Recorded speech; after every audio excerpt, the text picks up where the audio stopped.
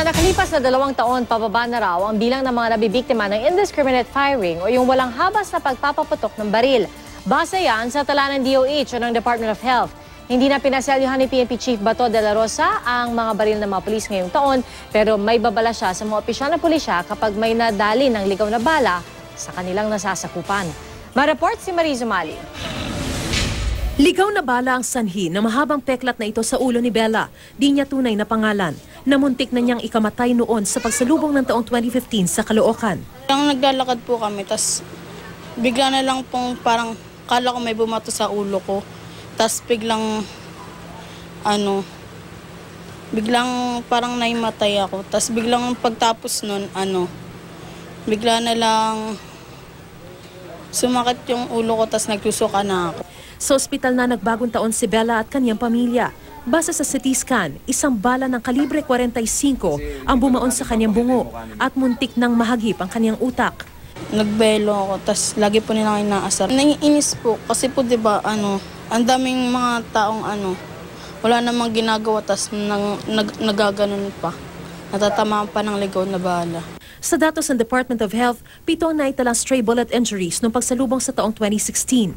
Mas mababa yan kumpara sa salubong noong 2015 kung kailan 13 ang naging biktima ng ligaw na bala. 4 dito mula sa Metro Manila.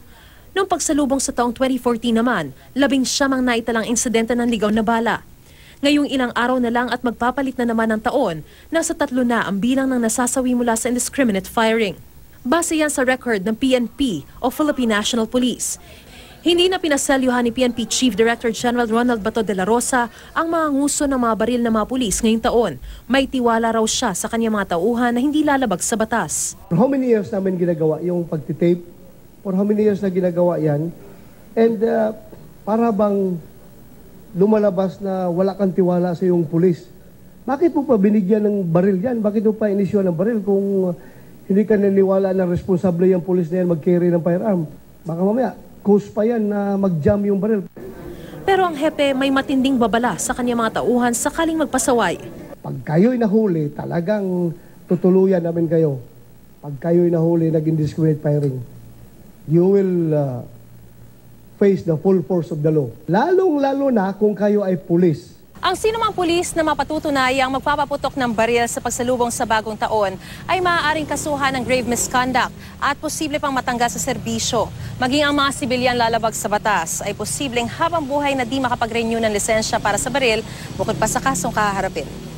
May isa ng pulis sa Mindanao ang nahaharap sa dismissal matapos umanong masangkot sa indiscriminate firing.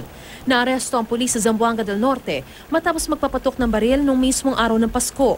Ayon kay De La Rosa, kakatukin ang mga bahay ng mga pinagsususpetsyahang nagpaputok ng baril.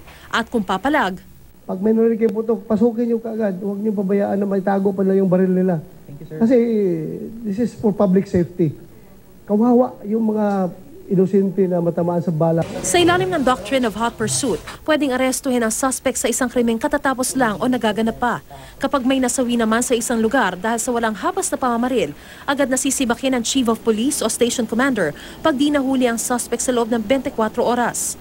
Pag 2 Station Commander o Chief of Police ang masisibak, otomatikong sibak din ang District Director o Provincial Director. Pag 2 District Director o Provincial Director ang masibak, otomatiko namang tanggal ang Regional Director. Kayo mga Provincial Director, Chiefs of Police, supervise your men properly para mag-gain natin yung 0 casualty ngayong New Year's celebration. Mariz Umali, GMA News.